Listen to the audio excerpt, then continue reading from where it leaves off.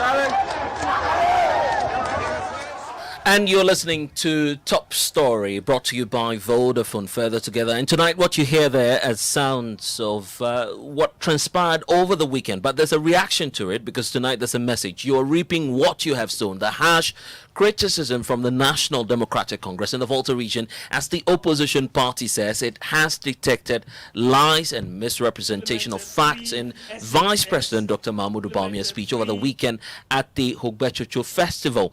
Footage is flooded social media over the weekend, showing a group of attendants at the festival organized by the people of the Anglot traditional area hooting at the vice president when he decided to tout President Akufo-Addo and the NPP government's achievement after staying in office for close to 6 years. So we're asking that question: exactly what did the vice president say? For those of you who missed it, here's what he said.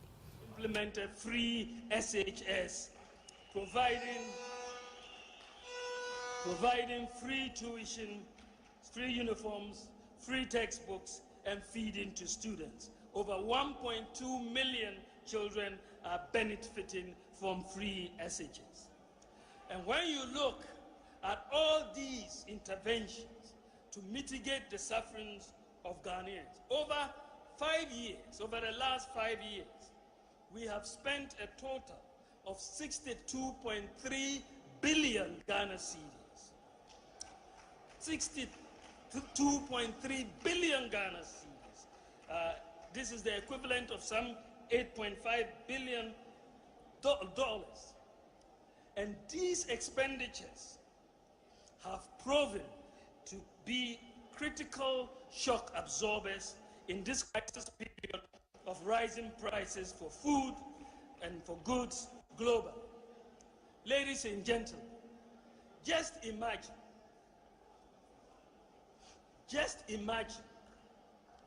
what many households would be going through today if, in addition to all the rising prices that we are seeing, just imagine how they would have been if they had to pay their children's school fees, if they had to buy textbooks, if they had to buy uniforms, if they had to pay. And then the vice president went on and on to tout some of the achievements of the New Patriotic Party, not just in the Volta region, but across the country. So there's been a lot of reactions to that on the mainstream and social media as well. But we've been seeking to find out what actually transpired. And we're clearly, getting closer to getting a sense of what happened. A member of the Hogbechuchu Planning Committee, Butadra Kumasa, has been speaking to us on the probe last night, indicating that at least the vice president had a sense that this was going to happen, except that they ignored all of the signs. When he mentioned, he said, let me now talk about the economics.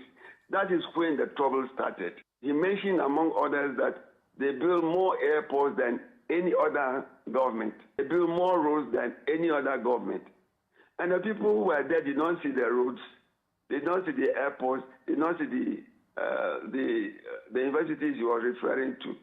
So that brought some agitation, and it became very difficult to control the people because they were aware that what you were saying, none of them happened in the area.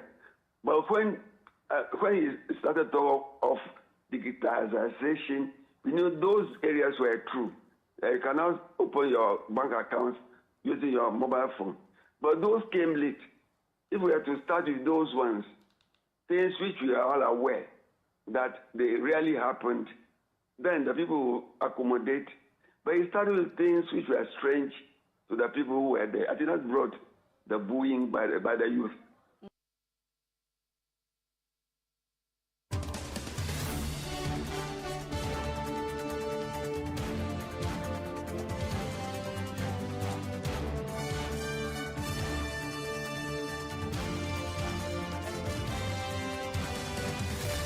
And the speech by Vice President Dr. Mahmoud Bawumia is beginning to draw a lot of backlash, especially from parties opposed to the NPP. The main opposition, National Democratic Congress, in the Volta region says it has spotted lies and bare misrepresentation of the facts in the statements of the Vice President. So exactly what is the concern of the NDC in the Volta region? Let's speak to James Gunu, his Volta Regional Secretary of the NDC, joins us on the telephone lines now. Good evening to you, Mr. Gunu. Thanks for joining us here on Top Story. Thank you very much for having me. So I'm sure that by now you have taken time to listen to the Vice President. Where's the lie or misrepresentation of facts in his statement? Yeah, let me say good evening to your audience. In actual fact, you recall that in 2016, the Vice President made a similar statement and mentioned that Ghanaians were suffering, nurses were suffering, teachers were suffering, etc., etc. And there was a lot of cheer at the time when he was saying all those things. And then they promised that they were going to make life better for Ghanaians.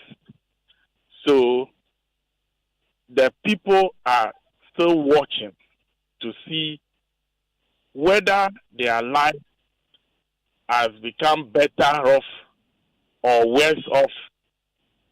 And they are judging the Vice President by his own words and what he has done as a Vice President. Yes, but Mr. Gunu, I mean, clearly, I'm just asking about where the lies and the misrepresentations are.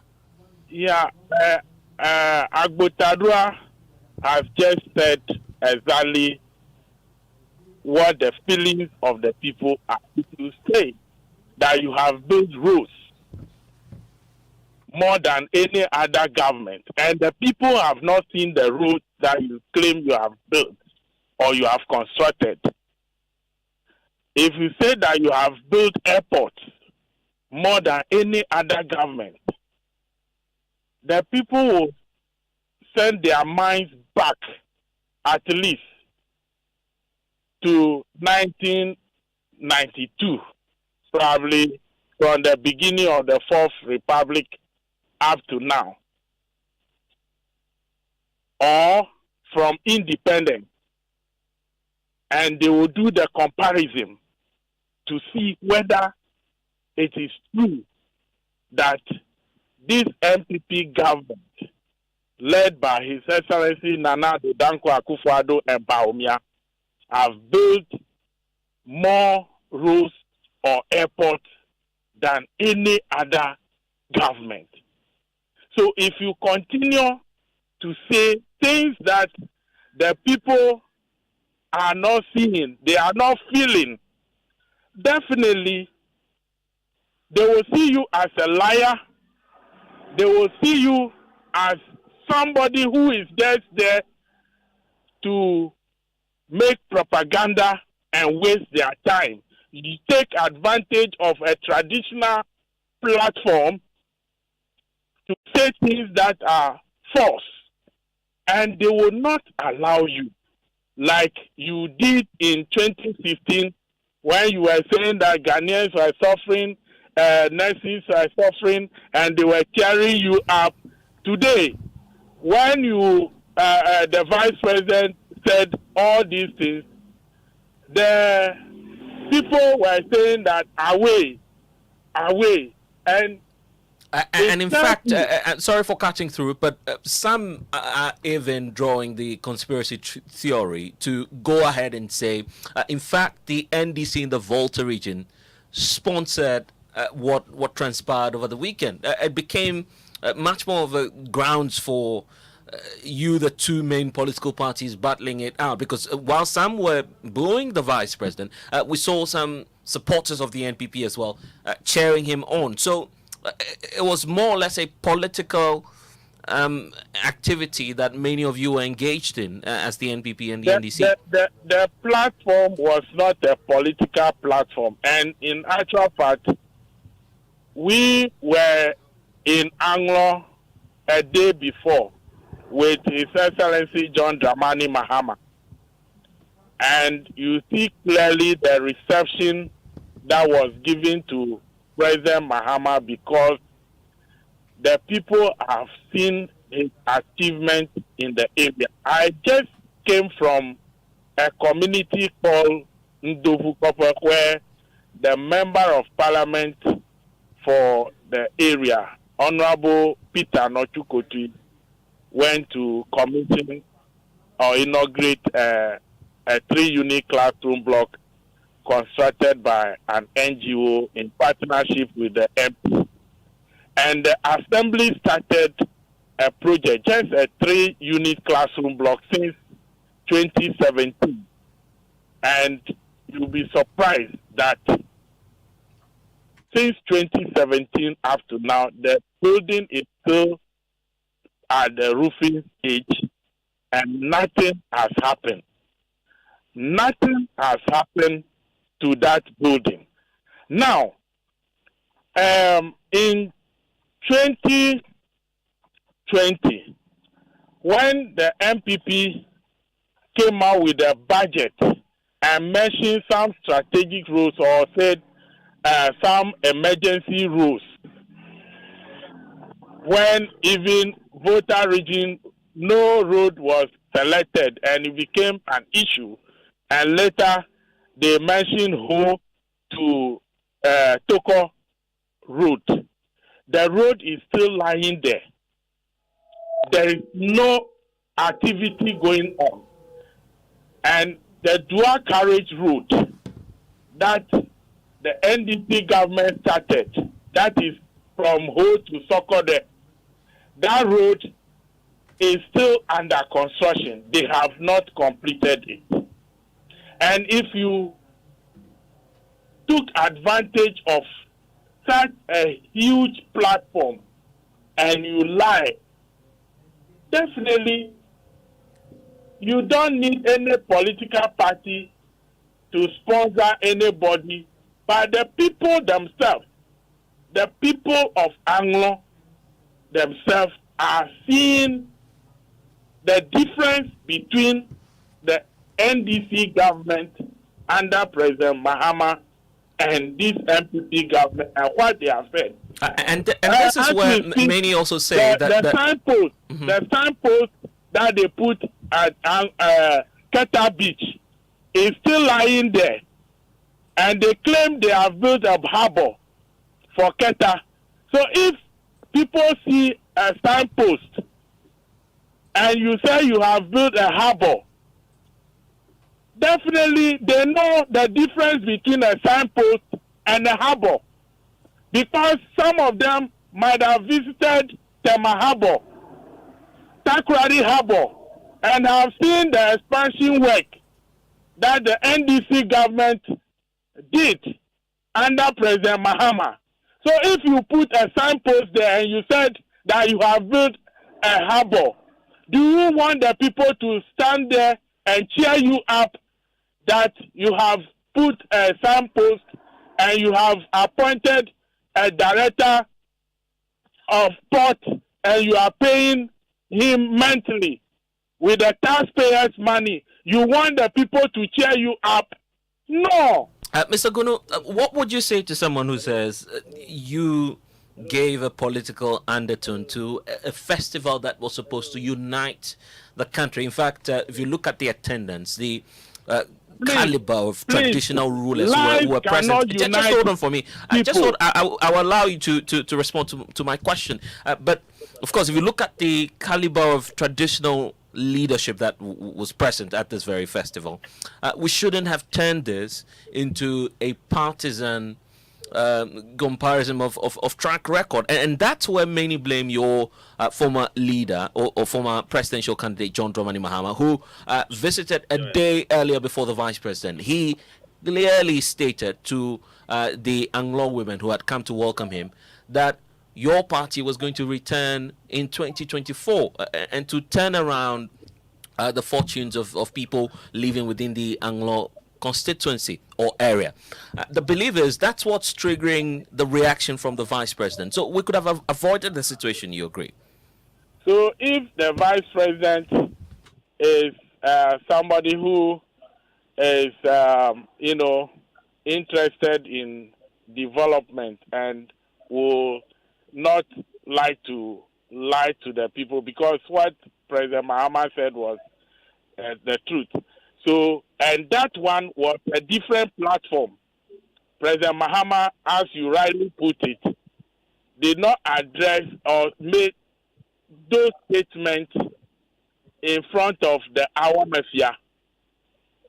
After meeting with the Awa Mafia and paying homage to the respected chief of Anglo State, he went and met his party people. If Vice President Bawumia had gone to meet his party people to make those claims, it wouldn't have become an issue. You understand? But mounting such a platform and lying to the people, definitely they will not sit down for you to take them or to throw dust into their eyes. Right, Mr. Gunu, just hold on for me. You are, choosing your words, saying that that's a lie from the vice president. So let's hear from the vice president's office. Fortunately, we've been joined on the telephone lines now by Dr. Gideon Boaku, spokesperson for the vice president. Dr. Boaku, I'm grateful that you're joining us at such a time when the opposition party is beginning to take on your boss, claiming that, his speech over the weekend was full of misrepresentations and lies. Yeah, first and foremost, let me ask, who am I on the line with? This is Blessed. Who is he? Blessed Sogan join you.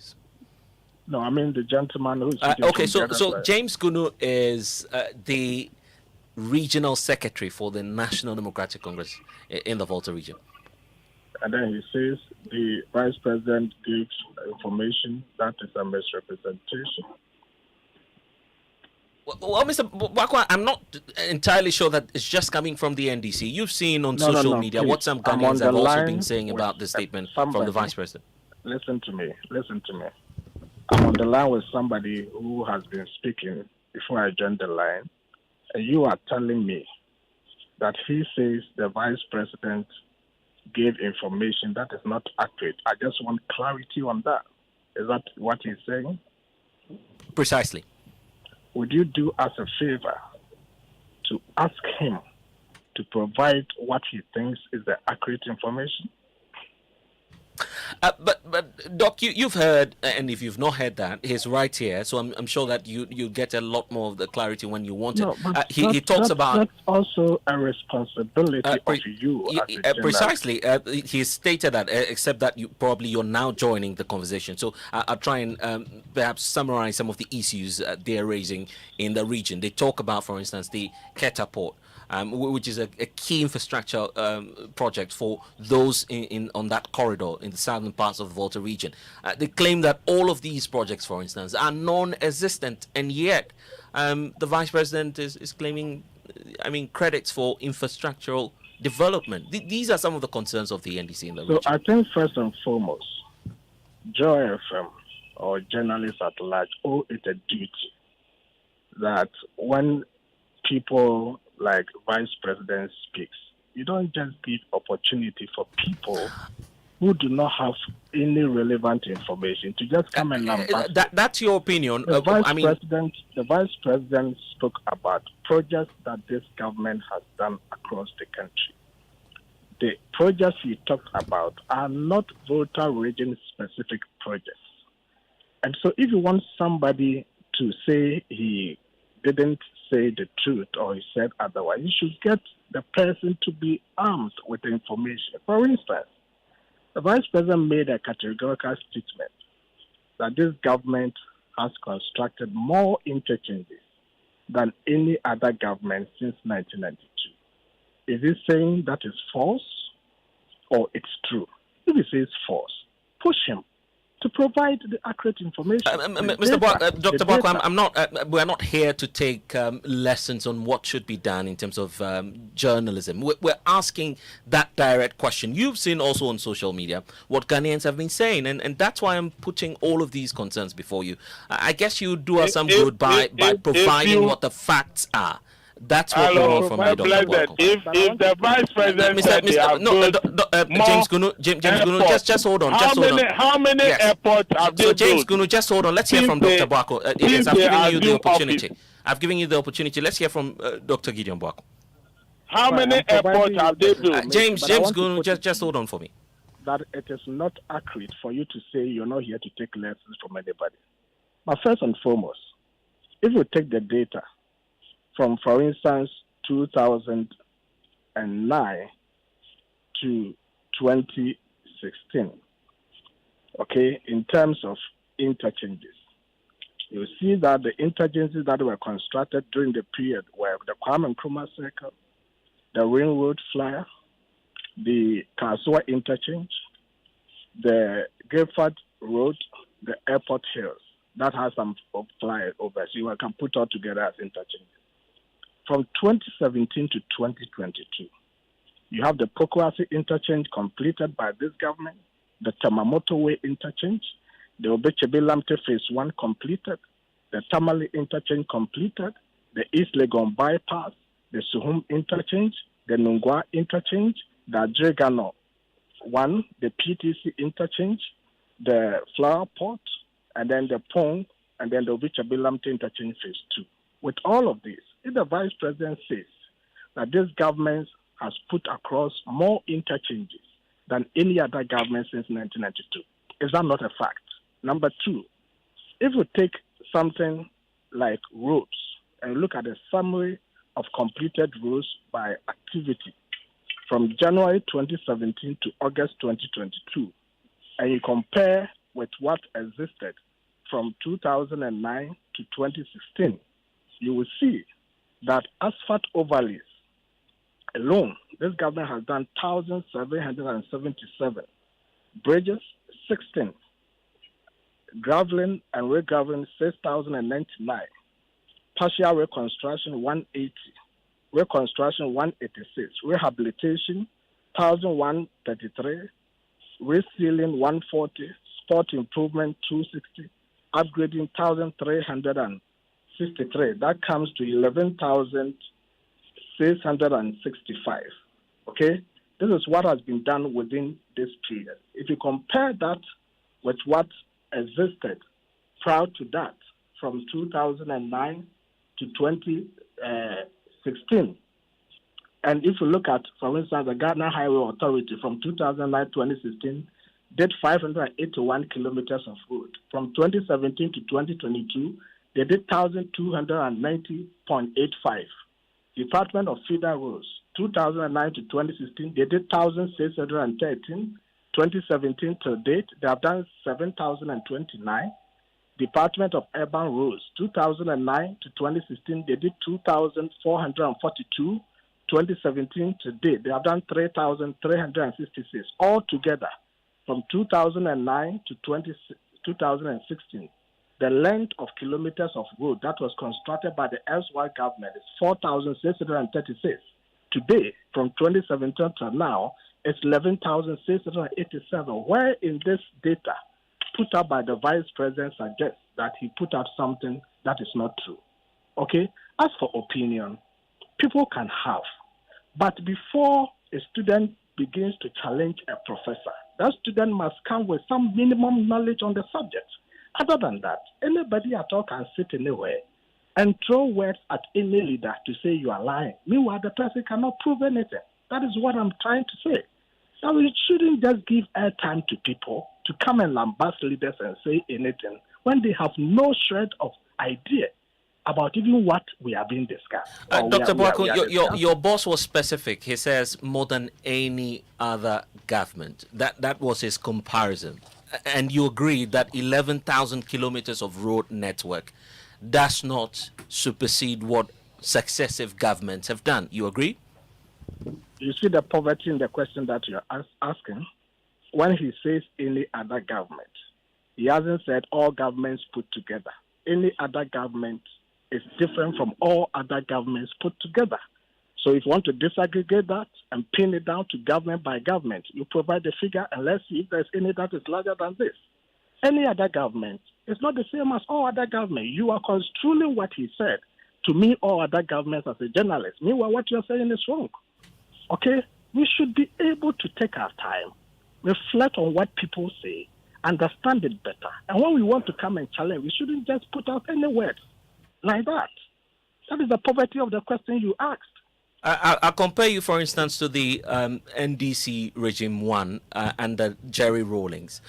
You agree that that regime is being credited for the, opening up of infrastructure here in our country. And you agree that if you're comparing 11,000 kilometers of road, that will not be comparable, for instance, to that regime. So what is the reference figure here? But then you agree that this is the longest seven. This is the longest seven. Let's talk about figures. What is the reference? This is the longest seven regime in our political history over 19 years in government. You can't, for instance, compare your track record to that in terms of road connections. 11,000 kilometers is what you're dealing with. My friend, apart from that, he has talked about roads. Because of time, James Gunu, just hold on. James Gunu, just give me one more. Yeah, I'll give you the time. Just one more minute for me. Than any other government. We'll get into all of that. One more moment for Dr. Boaku. So when you are speaking like this, I want to challenge figures that have been put out in terms of comparison. Let's have a reference point. Other than that, we cannot get anywhere. You understand? Other than that, we cannot get anywhere. That is the point I'm making to you. Don't just get up and say no just for saying sake. Anybody at all can do it. Even a class 1 child can say you are lying. What you are saying is not true. What is the basis of saying that? That has been the center of political discourse in this country. And it is so shocking that we get up and just say, no, you are lying, it is not true, and we cannot compare to anything. The acid test to any political decision is what is the alternative. If you say no, it is not correct, what are you comparing to? Dr. Boaku, we're grateful. But even as you leave us, on the issue of the airports that is also coming up, do you have any comments on that? Which one?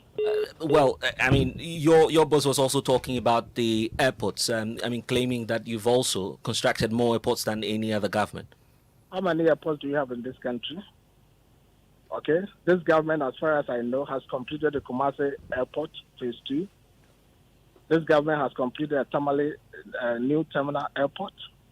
The one airport is in session. The Shinyani Airport is now open for people to use. Mention one government that during the was able to open 4 airports in this country. Mention one. Just tell me. And tell me the vice president was lying. You make politics so cheap in this country. Grateful, because we're grateful for your time, Dr. Gideon Boaku. He speaks for the Vice President. This has been Top Story. I'm blessed to go and log on to myjoyonline.com for updates. Next is Newsnight.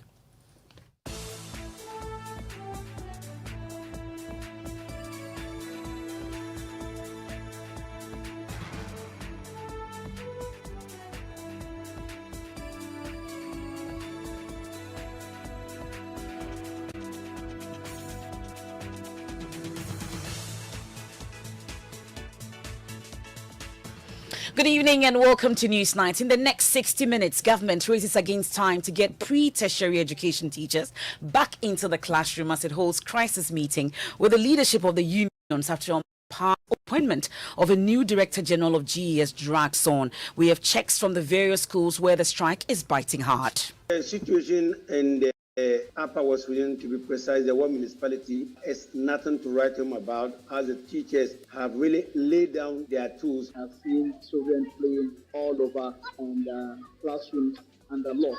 So yes, they are on strike. We also have an update on the UTEC strike, which has just entered its 4th week, and a host of other teacher unions and public tertiary institutions also threatening to lay down their tools, also in the bulletin. The salary is poor. Senior doctors are paid now, when you look at it in dollar terms, less than what they were earning when they were house officers. That is really not acceptable. This year alone, already we are hitting almost 6,000 in terms of those who have left.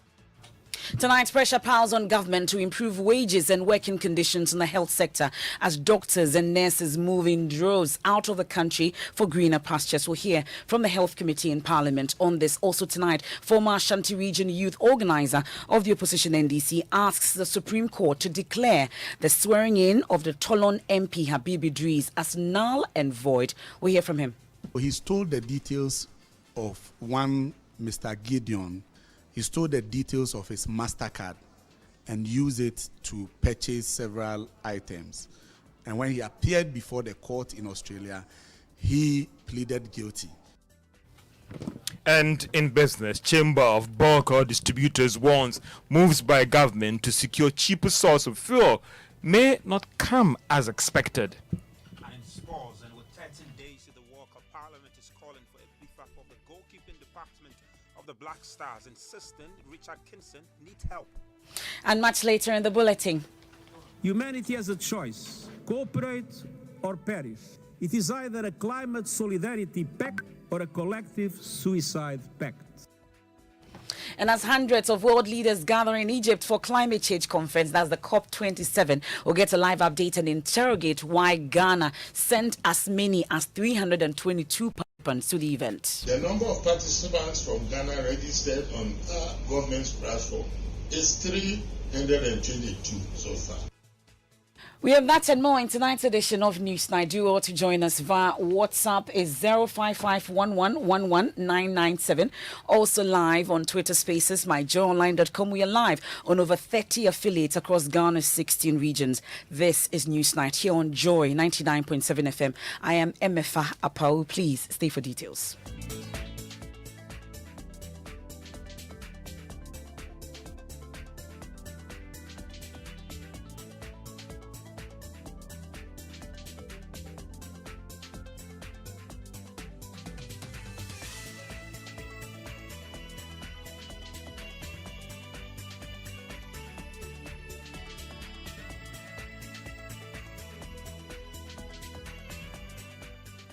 Many thanks for staying with us. Let's dig in now. And tonight, government is racing against time to avoid a full-blown crisis on the education front as it faces multiple industrial actions from different teacher unions at the same time.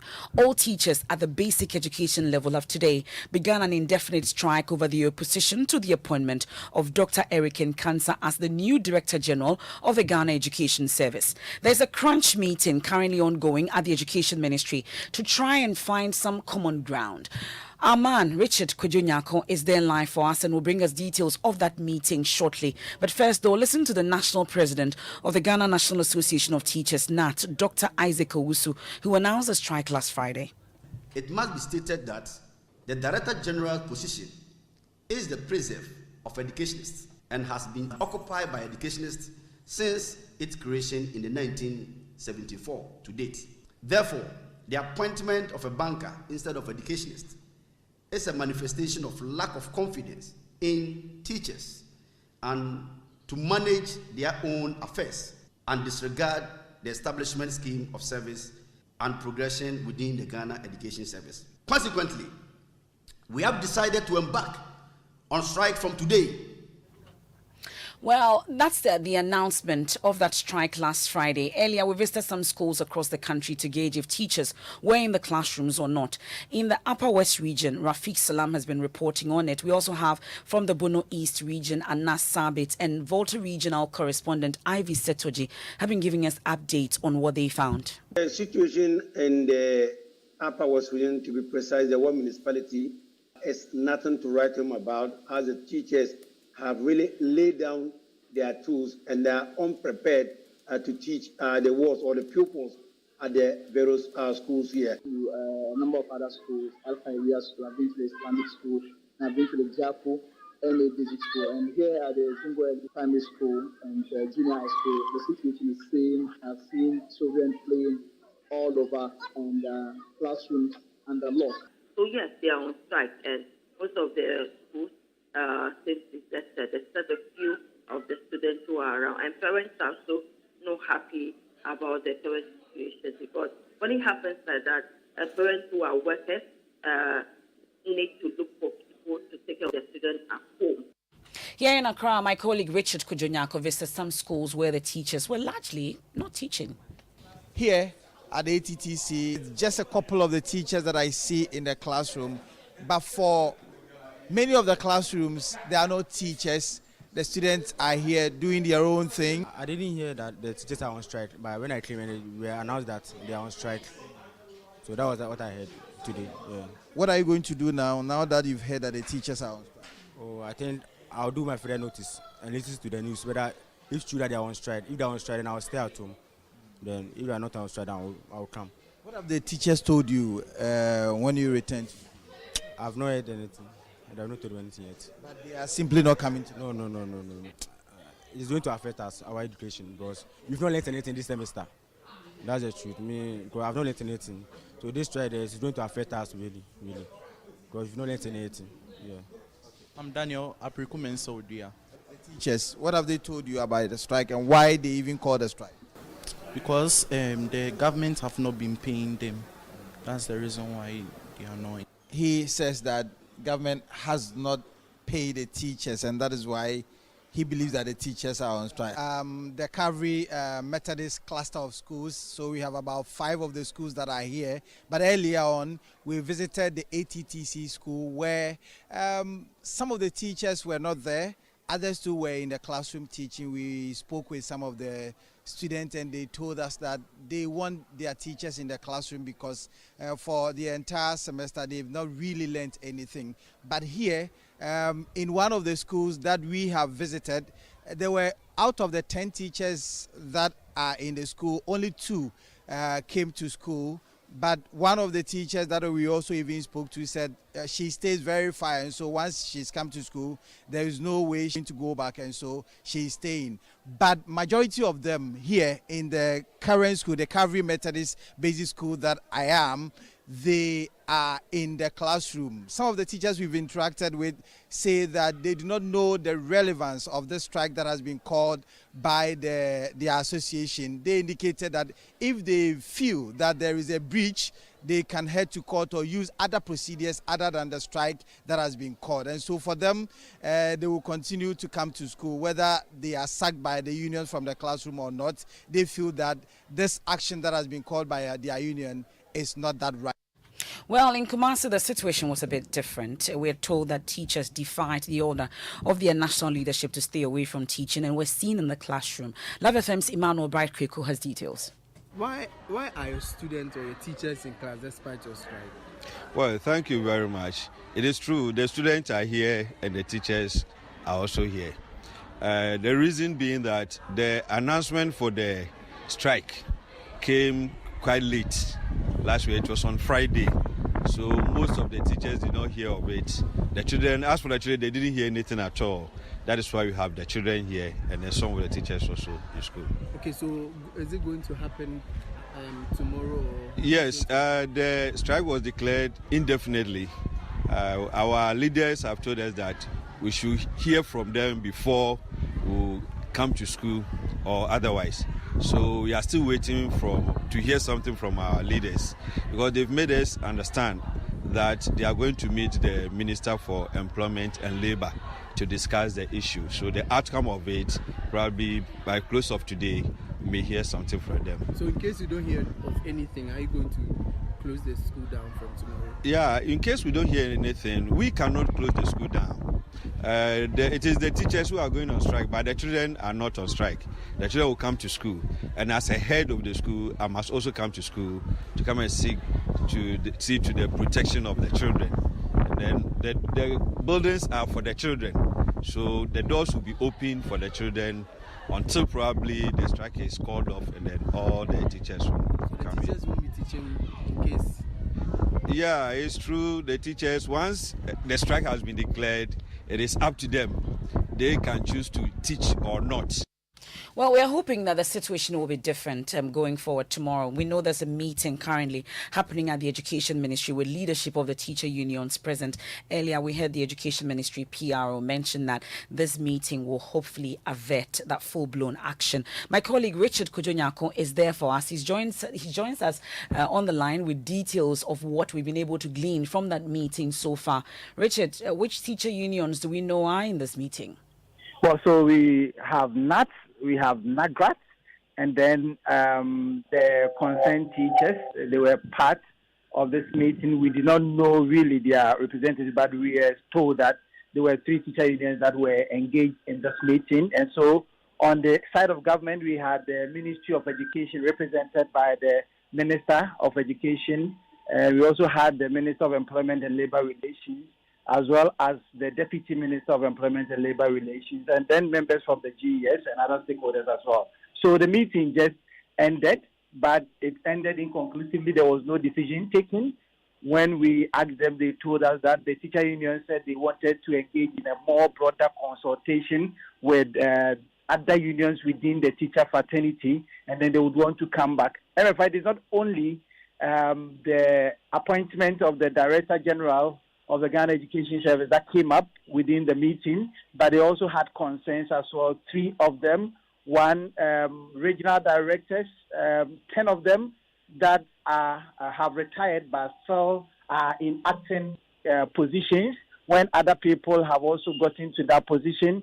They also have promotion issues as well as other things, and so they are hopeful that tomorrow by 2 p.m. when they reconvene at the table, there will be an amicable resolution of this matter. But before this action, all we knew was that they had concerns about the appointment of the Director General of the GES. At what point were these other 2 issues introduced?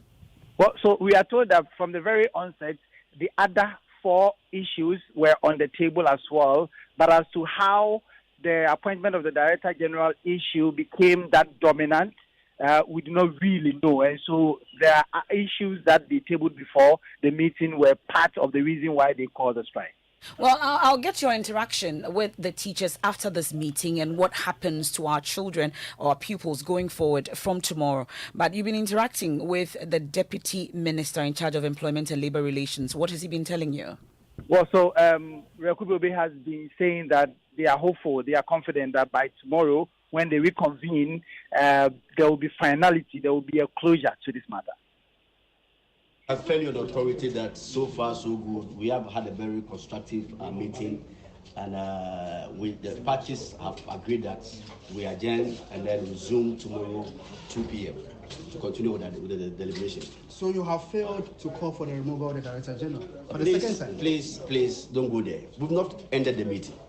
The agreement here is that the 2 parties have agreed that we should adjourn and resume tomorrow 2 p.m. What are some of the considerations that? Please, we shall conclude tomorrow exactly 2 p.m.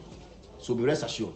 Well, we do not want to apportion any blame to anybody. But whether the government side have failed or the unions have failed, nobody has failed. Are you getting signals that he'll be removed? Certainly tomorrow when we meet. Mr. President, you are not certainly, please listen to me. Certainly tomorrow when we meet, the outcome will be before you. So the strike continues? I said we have adjourned to this meeting. But you're talking about the strike action. We have adjourned to this meeting. You see, so until the teachers hear from the leadership of the union, till now we have adjourned the meeting. So until tomorrow they hear from the leadership of the union, what I can say is that the teachers should remain calm and continue to stay. Is it only the removal of the DG that is on the table, or that I cannot let the cat out of the bag, please. I said we are. So, Kojo, just for clarity, it looks like that's the NAT president instead, Isaac Owusu, briefing the media after the meeting, giving no indication as to what exactly happened in that meeting and going forward, what will happen to our children. That's right, MFA. So that's the NAT president, Reverend Isaac Owusu, speaking with us. But we also engaged the Deputy Minister of Labour and Employment, Charles Rekubrube, and he indicated to us that everything was fine because when the meeting was ongoing intermittently, you saw caucus meetings, the Education Minister, the Labour and Employment Relations Ministry, they met and then they took a decision. And then along the line, the teacher unions will also come out and then hold some caucus meeting and then they will have. So we had an interaction with Rekubrube. Well, we'll get to hear that interaction subsequently. But how about the Education Ministry itself? Did they give any indication that they're going to back down or, give in to the calls that the teachers are making? Well, so they did not speak after the meeting. After the meeting, what they did was that they elected 2 representatives, one from the government side and one from the teacher unions. And so Rekubrube spoke on behalf of government, and that is all that they got to say. They would not brief any other word apart from what they told us. Well, Richard Kojo Nyarko, many thanks for your company there, giving us details of that meeting that he's been monitoring at the Education Ministry. We'll try and then make contacts with the PRO of the Ghana Education Service itself, and then also the Ministry of Education on this particular development. But 2 major staff associations at the 46 colleges of education across the country have also threatened to lay down their tools if government does not prioritize their welfare. The groups are the Colleges of Education Teachers Association of Ghana, that's CTAG, and the Colleges of Education Non-Teaching Staff Association of Ghana, CENSAG. They also claim to be disappointed at the way government has handled issues affecting the welfare of their members in the Colleges of Education over the years. Now, only today, the leadership of the Technical University Teachers Association of Ghana, TUTAG, also threatened to embark on an industrial action in the next 10 days if the government fails to honor the codified conditions of service of members, which have been outstanding since 2016. The leadership of TUTAG accused the government of blatantly disregarding a ruling of the National Labour Commission on the matter, and also blamed the NLC for failing to enforce that particular ruling. Now, according to TUTAG, its members are facing some challenges with the payroll system and want the various technical universities to manage the payroll of the teachers. So the association also wants the government to pay outstanding book and research allowances for the 2021-2022 academic year for the majority of its members. I'll go back to that particular action by the basic school teachers, and Kwesi Kwarteng, which the PRO of the Education Ministry, will join us on this. But it appears we don't have him. But let me bring in a labour expert, Mr. Austin Game, on all that we're seeing on the education front and how we can avert that full-blown action by these teachers. Now we're hearing at the tertiary level also TUTAG, CENTAG, and then CENSTAG also on this particular situation. Mr. Game, we are grateful for your time here on Newsnight. So you've been monitoring the education front, simmering on all fronts. What can be done? Yeah, very serious vulnerability on the part of the employer and the unions alike. And I think that it calls for a certain level of specialized skill to enable them to resolve these differences. And as soon as they get seated and handle it, the better for them before it escalates beyond their level, and they will not be able to do anything about it again. I hope so, that they'll be able to do it. But these demands, at least, that has been made by these teachers, the first or the most important, or something that we've been talking about the most, is the issue about the appointment of the Director General of the Ghana Education Service. Really, there was, an advertisement for the opening of this job, and I'm sure we went through the processes and he was appointed. And by law, the president ought to have done that. Why then will teachers now be saying that if they don't revoke his appointment, they are on a strike and our children will have to suffer for it? Well, the reality is this. the employer is the only authorized body to employ somebody under Section 8A of the Labor Act, and therefore it's in its right to do so. However, the reality is that the employer should have known, and I'm talking about the ministry itself that made the recommendation, should have known that they have social partners they work with. And it is dangerous for them to go ahead when the complaint was loud, that they have to find ways and means of resolving the nitty-gritties and concerns raised by the unions. Unfortunately, they didn't do that before appointing the gentleman, and that has led to the kind of situation they find themselves in now. It's most unfortunate. It has happened to me.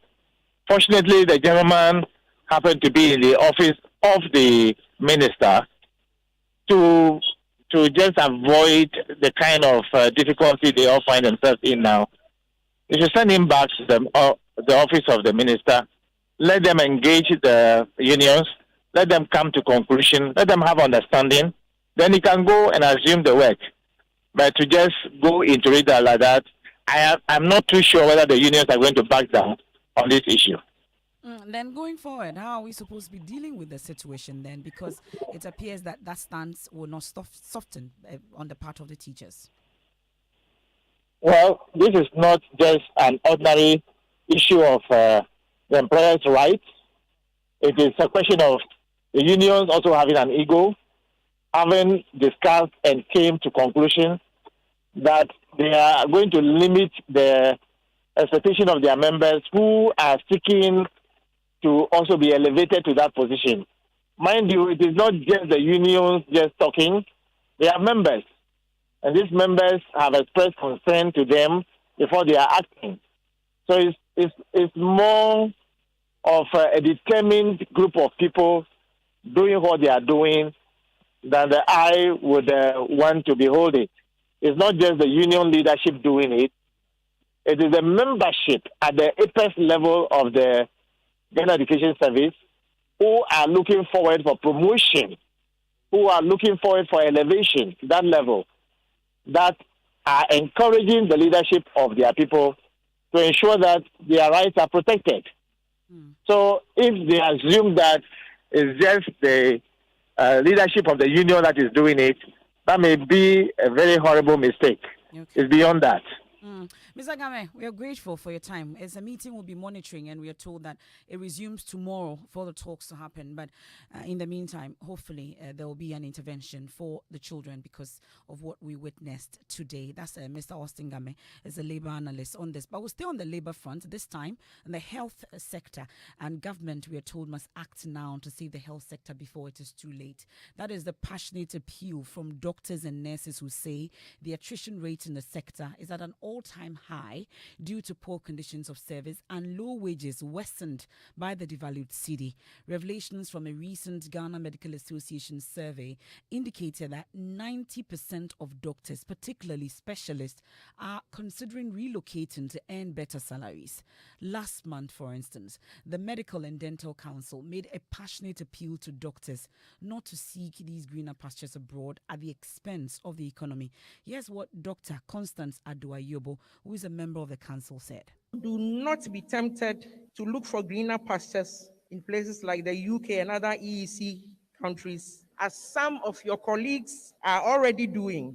Let us halt this brain drain. It has taken the taxpayer a lot to invest in your education. Now, as the saying goes, let us all stay in Ghana because if you fear, and as they say, nowhere cool.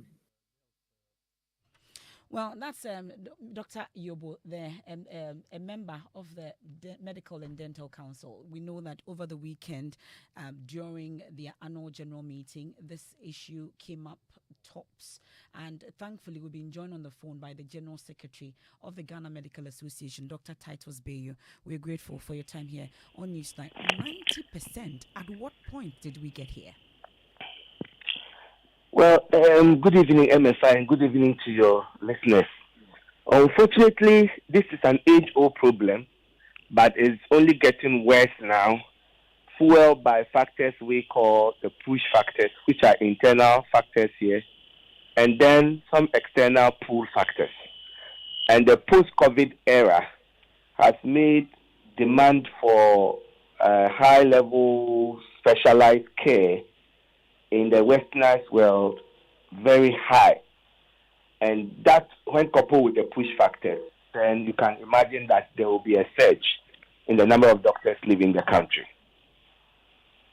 But from what I hear or what I heard during the annual general meeting, it appears that the West is modifying policies and making it attractive to draw more doctors from the side there. Is it the case that our situation here does not favor them such that they have to go outside there? Exactly so. And you see, it's an issue of market forces.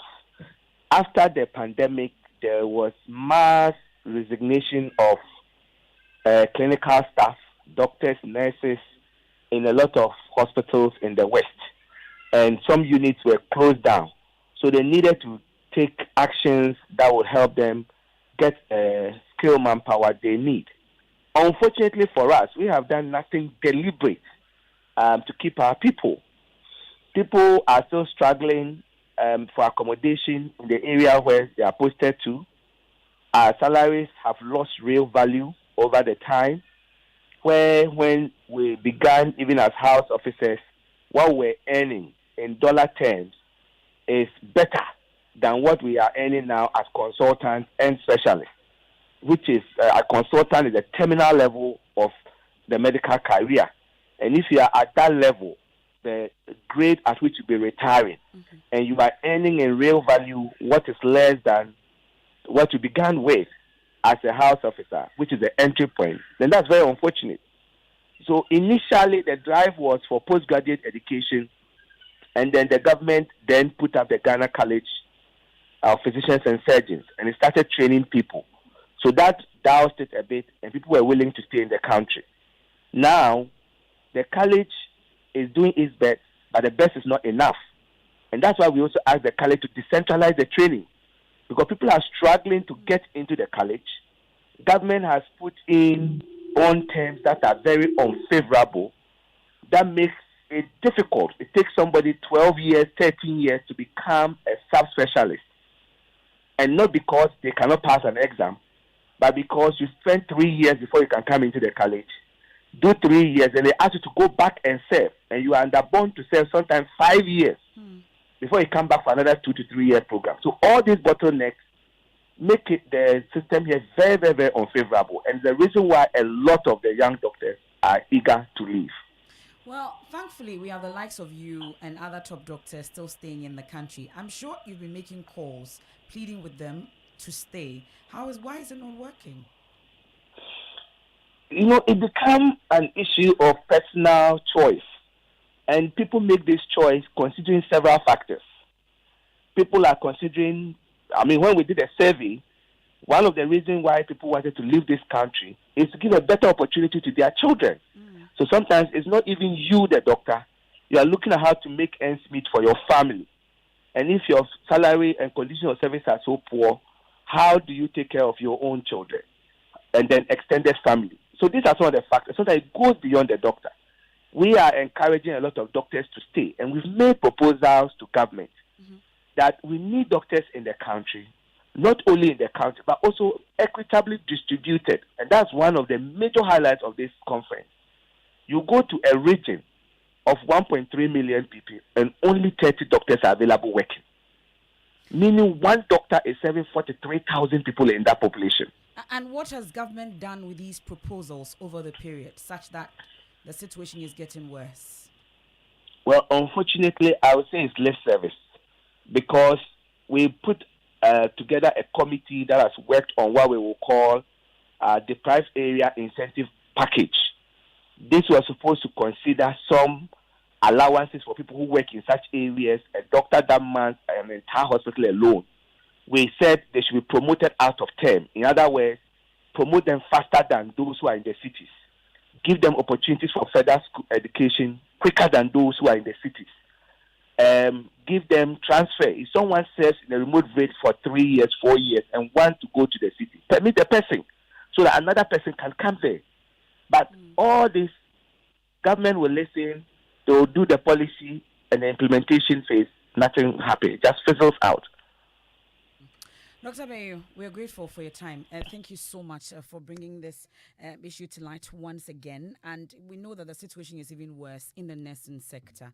President of the Ghana Registered Nurses Association, Perpetual Ofosu Ampofo, says 6,000 nurses, mostly specialists, have left the country this year alone, causing a serious gap in nursing at the various hospitals. At the time, we surveyed about 360 doctors, and 90 of them said they have considered leaving the country. But interestingly, those before the grade of specialist were actively preparing to leave.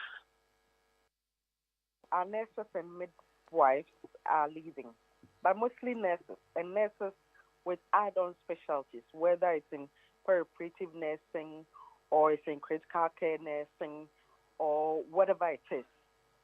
Most of them are those that have something in addition to the basic nursing that they have done. The regulatory body of those countries, and then they initiate the formalities themselves, and then they leave.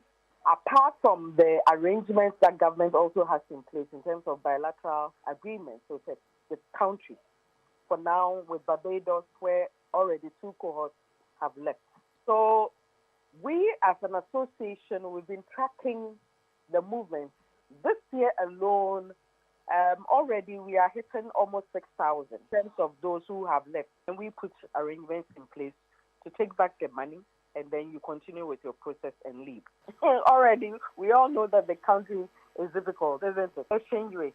So if there's an opportunity for somebody to go and work abroad, and the person knows that at the end of every 2 weeks, I'm going to take this amount, and if I remit some money home, it's going to be able to take care of my children's education, take care of whatever rent I have, take care of other issues that I have at home. Why wouldn't they leave? And you know, before COVID, there was a decline in the staffing levels for most hospitals within Europe and the Americas and so on. And COVID compounded the issue with the fact that some died, some also got overstretched, burned out, and they left the job. That's Madame Perpetual Ofosu Ampofo is the president of the Ghana Registered Nurses Association. Let's do a quick check on the Parliamentary Committee on Health and if there's an intervention at all from their part. And the ranking member on the committee is Kobna Menta Kando. We are grateful for your time here on Newsnight, sir. I'm sure this issue has been brought to your attention. What exactly is the intervention? Because we know you're supposed to be playing a watchdog role. Yes, I think we have debated this matter over and over again, and government is simply being insensitive to the plight of the health workers in this country. You know, I empathize with the medical doctors and the health workers in this country, and I think it is directly linked to the general hardship in the system. So no one can fault them for fighting for their right. And I believe that the earlier government listens to them, the better it will be for all of us. We are talking about the health sector, not any other sector. Therefore, we must be mindful about how we handle them. Number one, we all know that the year-on-year inflation stands at around 37.2%. Food inflation as at August stands at around 122%. I mean, inflation with respect to medicine stands around 170%. Do you understand? And so if somebody was earning, let's say, 5,900 Ghana cedis at the beginning of this year, okay, it was around $868. As I speak to you now, that same amount is around $421. Okay, this is the gravity of the matter. If you earn that same amount of money as at the beginning of this year, that money could purchase not less than 192 gallons of petrol. Today, that money could hardly or barely purchase 73 gallons of petrol. That money at the beginning of this year could purchase not less than 155 bags of cement. Well, we know the conditions. We know the conditions. Exactly. But So at your level, I'm sure you've been interacting with government on this, the health ministry amongst others. Is there really a plan in place to stem this? Not that I know of, because we keep saying this all the time, and I have not seen any effort made. So especially when they are living in, that large numbers. And then we have people who have completed their housemanship and they are still staying at home, and government has not made any effort to recruit them into the system. Okay. So we are heading towards a danger. Well, we're grateful. That's the ranking member on the Health Committee. Well, the Ministry of Health, they've been speaking about this. They say they are currently implementing a program geared at attracting and retaining health workers, especially in deprived areas. Yes, Dr. Kwesi Asabre. He's a Human Resource Director at the Ministry of Health. When you have the numbers, like the first policy prescribed, distribute them equitably to where their services will be needed. Because this is a revised policy of the first one, we are paying special attention to deprived areas as the third thematic area, where we are talking about developing mechanisms to attract and retain health workers in deprived areas. The fourth thematic area. Make sure that all these areas are areas where health workers can give up their best. If you look at the numbers from 20 years ago, at least we have come this far. We need to appreciate what we have done. Yes, all the issues have not been resolved, but we are moving forward in the right direction. The second slide, you look at the number of house officers we are having, both first and second year house officers. The year 2022, if you combine the two groups, we are getting close to 2,000 of them. The numbers are gradually improving. That's Dr. Kwesi Asabre. He's a Human Resource Director at the Ministry of Health there during that annual general meeting of the Ghana Medical Association. He's been speaking there on the situation. This is Newsnight here on Joy 99.7 FM in Accra and Kumasi. We are on Love 99.5 FM, and you can join us with your thoughts and comments via WhatsApp 055-1111-997. We're also live on all your socials, so you can interact with us there. But we're getting ready for the Joy FM pre-budget forum, and it's happening exactly at 7 p.m. and we're looking at the International Monetary Fund, our situation where we are. The questions are, will the budget turn around the fortunes of the country? What direction should the country take? What measures are needed to make the economy turn around? It's at 7 p.m. till 9 p.m. on the Joy News channel, live here also on Joy 99.7 FM. We'll be telling you more about it. George Riafe is here with me in the studios with the very latest. George, what do we have in business?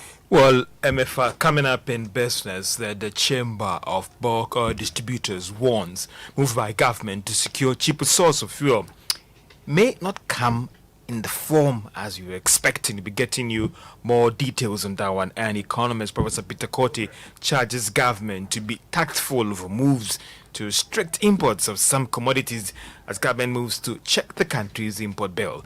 The business news on Newsnight is brought to you by MTN Business. Welcome to the new world of business. Ghana Pay and Allianz Life. The other day, I visited Kweku at his spunky new office to congratulate him on opening his business. And man, was I impressed. The business is just moving quick. The sales, customers, everything is just working seamlessly. The secret? He said, it's MTN Business Broadband. In this fast-paced environment, we need fast and reliable internet to support all business types. No laggy online meetings, great download and upload speeds, impeccable business management systems, all inclusive. I mean, you can have it all. Sharp! I signed on immediately.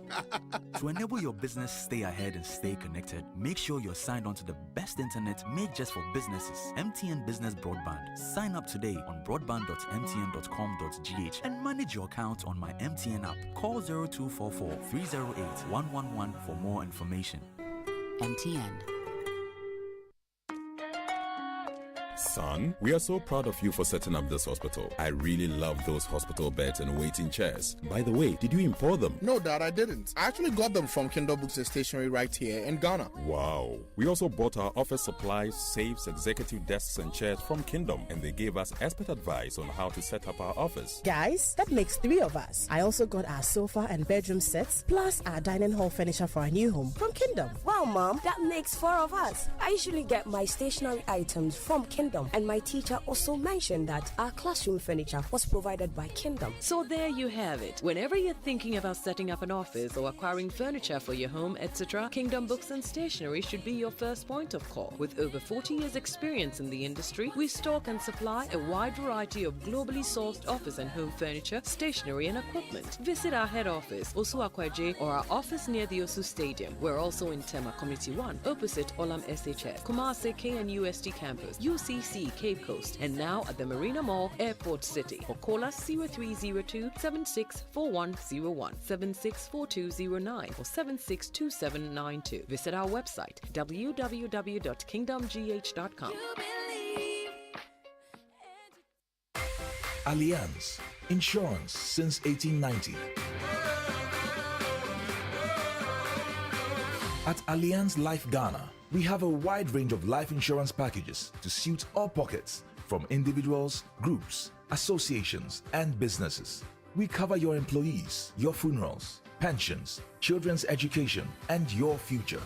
Call us on 0302-267-892 or visit our website www.allianz-gh.com for more inquiries. Allianz Life, we secure your future.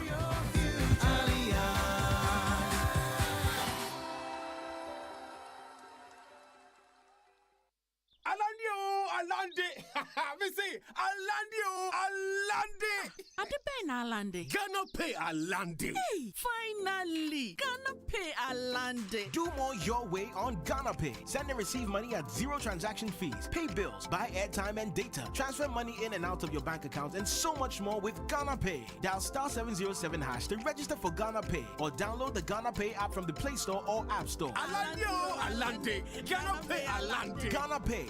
Your money, your way. This service is powered by Gibbs. Afiwe, Black Stars fans say attempt the Yeah, Jai! Team selection. Yeah, Jai! Na coaching Ejuman swear. Yeah, Jai! Hey, now Black Stars beat maybe B. Sakasa so. Yeah, Jai! No negative talk. Positive talking kwa. Mama come on. Qatar 2022 way. Nayanta Black Stars echi. DSTV the 64 matches ni na be bro with DSTV compact so. For 169 Ghana cedis beji decoder and the year. Ghana, it's our moment. Ah, now Jordan, are you Hey, Masa. Yejai. When everything works in your car, it all sounds so smooth.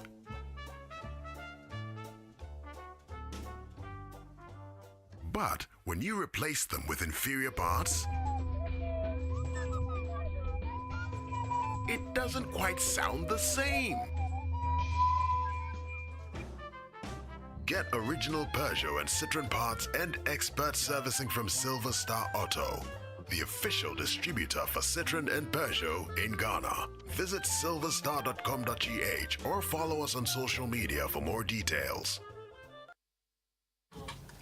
You're welcome back to Business on Newsnight. Now, Chamber of Bulk Oil Distributors has maintained that moves to secure cheaper source of fuel might be feasible, but maintains that it would largely depend on how the Ghana cedi performs in the coming weeks. It's coming after President Akufo-Addo announced that the government is working to get cheaper source of petroleum products to deal with the rising prices of petroleum products at the pumps locally. Dr. Patrick Kokofori is the Chief Executive of the Chamber of Bulk Oil Distributors. Just imagine, let's say, we had a cheaper source from, let's say, Nigeria. Nigeria had decided to give us some... Similar example during Kufuor's time, Sahara Energy. There was bringing them, put together and then you do all the swaps and other things. If you're unable to manage your currency in 3 months' time, could you imagine if you had a cheaper source some 3 months ago, when the dollar was around 8 cedis? and now you are now going to pay, and you have to buy dollar at what rate? 14 or maybe 14. So 13 or that alone would have also created some element of cost that future generations or the future taxpayer will still pay. There isn't any avenue that you can do that, but normally government through other commingled agreements could find a way of stepping in to take the burden or the pressure off the supply of the consumer. So I get from you that the cheaper would not necessarily be the product, but maybe the whole financing arrangement that you could strike with the other supplier. With the other supplier, and then also because some have described that announcement and even news that they are in Dubai or out there engaging and all that as a wishful thinking. For you, do you think that we're going to get that deal and it's going to come onto this market? Don't underestimate government when government wants to do anything. Previously, in 2014, 2015, you must be aware that GNPC was asked to step in to bring products to Tor and Bost for them to supply.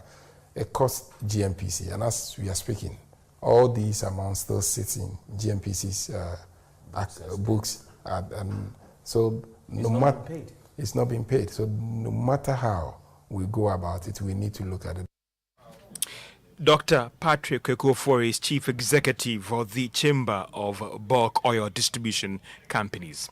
Now, economist Professor Peter Kortei is asking government to be tactful in working within the World Trade Organization rules to restrict some imports. Government, as part of efforts to reduce the country's import bill, has started some work to reduce the imports of rice and some poultry products. Professor Peter Kortei says government should be guided by the current global trade rules as well as local production. For instance, if it's poultry, the fat content, if it's too much, you have the right not to accept them. And also a few other areas we can look at. However, you ban something when you have sufficient production or local production. In terms of rice, let's look at how much we produce and how much we consume. I don't think we'll be able to satisfy it with local production. So a total ban wouldn't work in our favor. For us, a partial ban where we restrict the importation and ensure that we rationalize import of poultry and many others. If we don't implement this carefully, those who will get the right to import, there will be rent-seeking behavior. Those who will get the right to import would inflate prices. Some will hoard and profiteer, as we've seen in recent times. And that is economist Professor Peter Kortei. Now, the Ghana Free Zones Authority has said it expects about $529 million by way of exports earning from 39 newly licensed companies by the authority. Now, this was disclosed by the Chief Executive of the Ghana Free Zones Authority, Michael Quay Jr., during the media launch of the 2022 Investment Week. 39 new companies have been licensed since I took over as Chief Executive Officer. These companies are expected to inject an estimated capital of $230 million United States dollars into the economy. In addition, the estimated export earnings from the 39 companies is $529 million. Currently, the total number of active companies is 217. Out of the 217 active companies, 72 are wholly Ghanaian-owned companies, representing 33%. This is an indication that Ghanaian companies have the potential to take advantage of the free zone incentives and make a mark in the international market. Chief Executive for the Free Zones Authority, Mike Okwe Jr. The IMF Managing Director, Kristalina Georgieva, has maintained that it might not be prudent for governments around the world, including Ghana, to tax the windfall profits of oil exploration companies. It's coming after a fresh push for these earnings to be taxed to plug the loopholes when it comes to revenue of governments around the world. But Madam Georgieva maintained that Ghana and other African countries should be tactful with this move. The investment climate has to be one based on predictability. What we are much more interested is a recognition that there has to be more progressivity in taxation, like dividend taxation, private income, because over the last years inequalities have grown And that is not healthy for societies. It undermines the foundation for growth. And we also are very much in favor of this equal footing. Put everybody on the same page, so internalize that cost that companies impose on society through carbon emissions.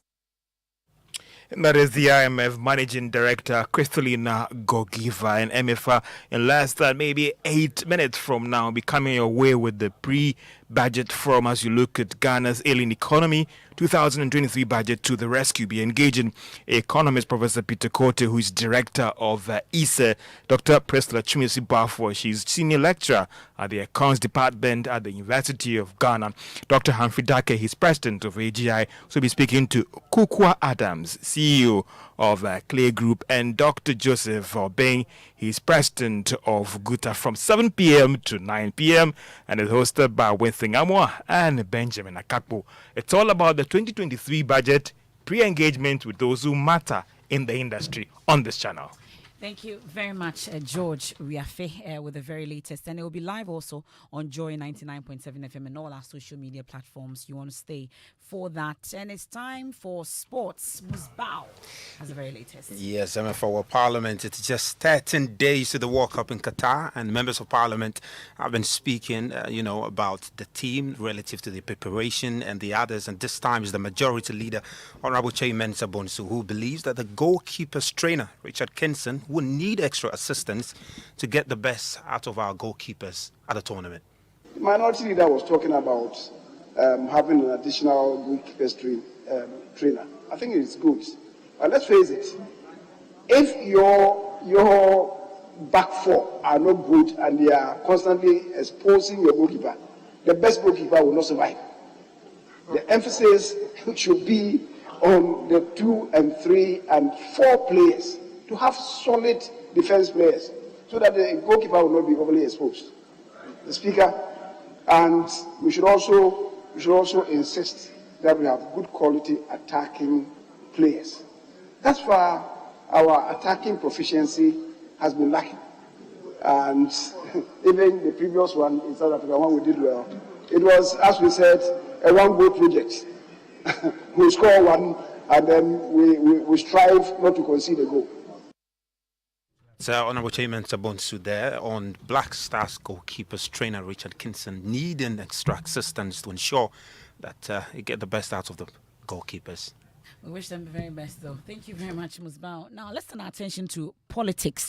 And because a former Ashanti Regional Youth Organizer of the opposition NDC, Broja Jemfi, is asking the Supreme Court of Ghana to remove the Member of Parliament for the Tolon constituency, Habib Idris, from Parliament for breaching the country's constitution. He's asking for the election of the MP to be declared invalid because he did not qualify to contest any elections in Ghana.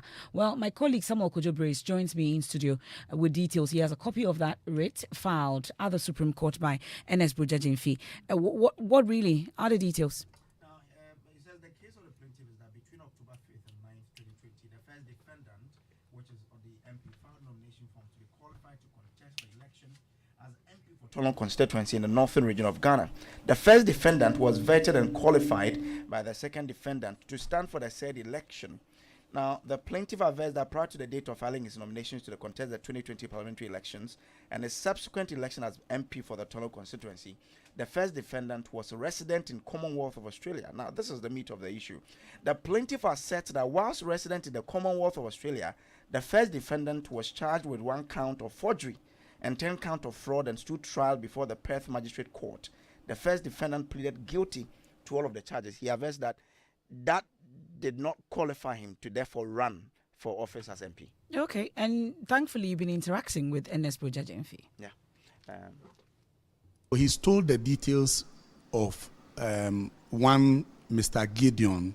He's told the details of his MasterCard and use it to purchase several items and use it for other transactions. That was his crime. And when he appeared before the court in Australia, he pleaded guilty. And based on his own plea, he was convicted and was asked, no, he was not in prison. He was convicted and he was asked to pay some monies to the the person that he uses. I think it was a punishment of paying double or 3 times the amount. I think that impression is not just from the NDC. It's born out of research that many civil society organizations have conducted, which indicates that there's loss of confidence in our judiciary.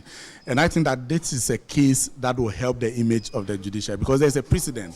I don't see how this case is different from the application of the law on Gyakye Quayson. So that's Ernest Broja Jamefi. Now let me take you to Egypt, Sharm el-Sheikh. How will we answer when baby 8 billion is old enough to ask, what did you do for our world and for our planet when you had the chance? Excellencies, and that is why at the beginning of COP27, I'm calling for a historic pact between developed and developing economies, a climate solidarity pact, a pact in which wealthier countries and international financial institutions. Well, that's the United Nations Secretary General Antonio Guterres addressing world leaders, politicians and environmental campaigners and challenging the likes of the US and China to do more to address the impact of climate change. Hundreds of leaders have gathered in the Egyptian town of Sharm el-Sheikh for this year's 27th Conference of Parties to the UNFCCC, or COP27 like we call it. Ghana sent as many as 322 participants to the event, raising eyebrows among many about the cost implications, particularly given the current economic challenges the country is confronted with. So why so many? Environment Minister Dr. Kwekwe Friye has been explaining at a pre-COP media briefing. Listen. The number of participants from Ghana registered on our government's platform is 322 so far. Government institutions account for 226 and non-state actors account for 72, and the CVF, the Climate Vulnerable Forum, accounts for 24. Half of the number on government platform are NGOs, non-governmental organizations, which includes CSOs, and partner institutions who decided to go through some institutions to be registered. So we facilitate the registration. But the main aim is to get as many people as possible to be in Sharm el-Sheikh, finance notwithstanding. Well, let's go live on the lines and speak with Joy News editor Evans Mensah, joining us from Sharm el-Sheikh for Joy News. And Evans, thank you very much for joining us. I hope you're doing well. But African countries have been making demands for compensation from the West for the impact of climate change on their economies. What specific demands will they be making at COP27? Hello, Evans. You'd have to unmute, Evans. Hello. The main demand, MF, apologies there. The main demand that the African countries like Ghana will be making at COP is for the rich countries to give back to the African countries and developing nations generally who have been suffering from the impact of climate change. So there is what the African countries and the developing world call the damage compensation. The lost and damage fund, which they want the rich countries to set up. They made a promise 13 years ago to give $100 billion every year to African countries to mitigate the impact. That hasn't happened. For the very first time at COP, there's an agreement for the rich world and the developing world to sit down and negotiate how the payments will be made to compensate countries like Ghana for the impact. And I know that the president and the Lands and Natural Resources Minister, together with some of the key stakeholders, will be at the forefront of pushing for this money to be released. That's my colleague Evans Mensah. Subsequently, we'll get more from him. But that's how we wrap up tonight's edition of Newsnight here on Joy 99.7 FM. And we're ready for the pre-budget forum on Ghana's ailing economy, the 2023 budget to the rescue. We have Professor Peter Quartey, Dr. Prista Chumisi Bafo, Dr. Humphrey Yim Dake, Kukwa Adams, Dr. Joseph Obeng, and your hosts for tonight, Benjamin Akakpo and Winston Amwa.